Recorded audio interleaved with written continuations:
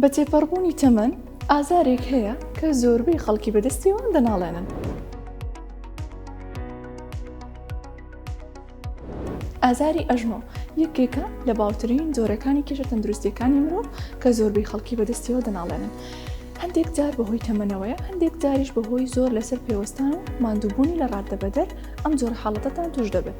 هەندێک جار نەخۆشەکە ناتوانێت لەسەر قاچەکانی خۆی بوەستێ یان تۆزێک دەڕوا و ماندوو دەبێت پێویستی بەوێت تۆزێک دابنیشێ، یان هەندێک جار سڕبوونێکی لە ڕاددەبەدەر زۆری لەگەڵە و هەندێک جار ئەستوربوونێکی زۆر لەسەر چۆک یاوەخود لە بن چۆکەکانی هەیە. هیچ دوودڵ مەبە. چارەسەری ئازاری چۆکەکانت زۆر بە ئاسانی لە بەشی چارەسەری سروشتی نەخۆشخانەی میهرەبانی ئەنجام بدە بە جۆرەها ئامێری سەردەمی و تەکنیکی جیاواز و ستافێکی شارەزا لەم بوارەدا. ئێمە لە بەشی چارەسەری سروشتی نەخۆشخانەی میهرەبانی ئۆفەرێکی ناوازەمان بۆتان داناوە کە تۆ تەواوی چارەسەریەکانی چۆکەکانت وەردەگری تەنیا بە 13,000 دینار. ئەم ئۆفەرەشمان کاتیە تاوەکو ئێوەی خۆشەویست سودمەند بن تێیدا.